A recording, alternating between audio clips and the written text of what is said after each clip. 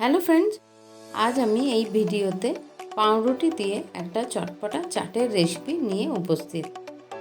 এটা বাচ্চাদের খুবই একটা প্রিয় জলখাবার, আর বাচ্চাদের শুধু নয়, এটা আমাদের বড়দেরও খুবই পছন্দের একটা জলখাবার। সন্ধেবেলার দিকে এই ধরনের টিফিন একটা বাড়িতে অনায়াসে বানিয়ে ফেলা যায়। এবার দেখে নেব কিভাবে বানিয়েছি। প্রথমে এক টুকরো তেঁতুল আমি এইভাবে অল্প জলে ভিজিয়ে রেখে দিচ্ছি। এরপর কতকগুলো পাউরুটি আমি টুকরো টুকরো করে কেটে নেব। আমি একসঙ্গে সবগুলো জড়ো করে এইভাবে একসঙ্গেই কেটে নিচ্ছি। ইচ্ছে করলে কম করে অল্প করে কেটে নেওয়া যায়। এইভাবে প্রথমে পাউরুটিগুলো লম্বালম্বিভাবে কাটবো, তারপরে সেগুলোকে আবার চৌকো করে কেটে নেব। এখানে পাউরুটিগুলোর ধারগুলো ছাড়ানোর কোনো দরকার নেই, কারণ এখানে আমরা পাউরুটিগুলো ভাজবো, তাই ধারগুলো থাকলে আমাদের কোনো অসুবিধা হবে না, বরং খেতে ভালোই লাগবে।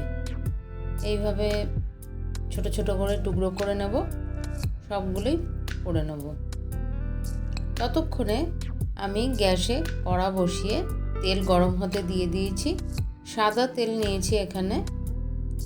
গ্যাসের আঁচটা জোরে করে রেখে পাউরুটির টুকরোগুলো ভেজে নেব।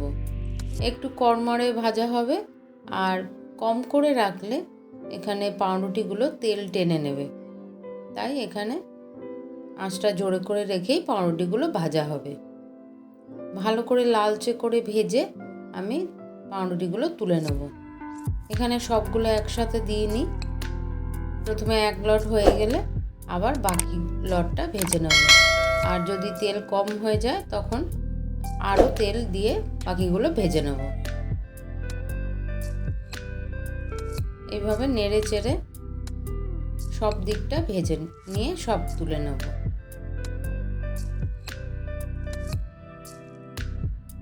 এখানে গ্যাসের আঁচটা আমি বাড়িয়েই রেখেছি। এইবার তেঁতুলটা যেটা ভিজিয়ে রেখেছিলাম নরম হয়ে গেছে, সেটা ভালো করে চটকে নিয়ে ওর কাতটা বের করে রাখলাম। এইবার কিছু আলু আমি সেদ্ধ করে রেখেছি একটা বাটির মধ্যে। সেই সেদ্ধ আলুগুলো আমি ছোট ছোট টুকরো করে কেটে নিচ্ছি।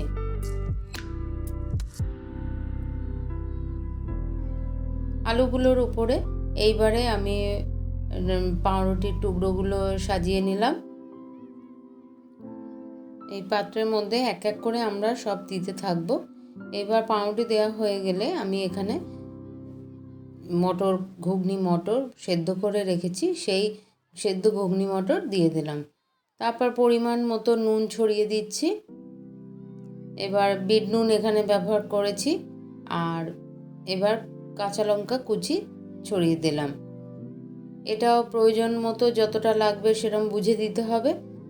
আর এবার আমি ভাজা মশলা ব্যবহার করেছি, যেটা ধনে আর জিরে শুকনো খোলায় নেড়ে সেটা ব্যবহার করেছি, সেটা ছড়িয়ে দিলাম। তারপরে টুকরো করে কুচি করে রাখা পেঁয়াজ আমি এর মধ্যে দিয়ে দিচ্ছি। এইবার যে তেঁতুলের কাতটা আমি বের করে রেখেছি সেটা এর সঙ্গে মিশিয়ে দিচ্ছি। এবার ধনেপাতা কুচি,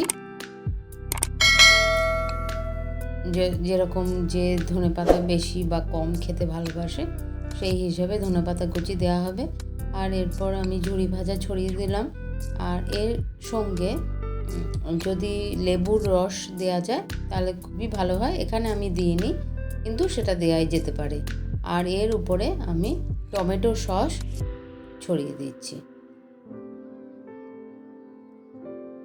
2-3 চামচ টমেটো সস আমি এখানে ব্যবহার করেছি। এইবার সব উপকরণ একসাথে ভালোভাবে মিশিয়ে নেব।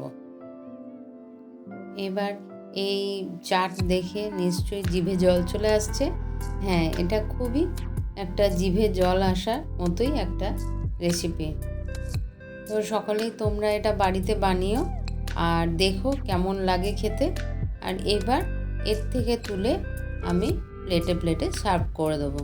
আর সার্ভ করার সময় উপরে ভাজা কিছু পাউরুটির টুকরো তুলে রেখেছিলাম, সেগুলো দিয়ে আর ধনেপাতা কুচি দিয়ে আর ঝুরি ভাজা ছড়িয়ে আমি এটা সার্ভ করব। তাহলে ভিডিওটা কেমন লাগলো অবশ্যই কমেন্ট করে আমাকে জানিও, আর যদি ভালো লাগে তাহলে একটা লাইক অবশ্যই দিও, আর আমার সঙ্গে থেকো। এরপরে আবার অন্য রেসিপি নিয়ে আমি তোমাদের সামনে উপস্থিত হব। ততক্ষণ ভালো থেকো, ধন্যবাদ।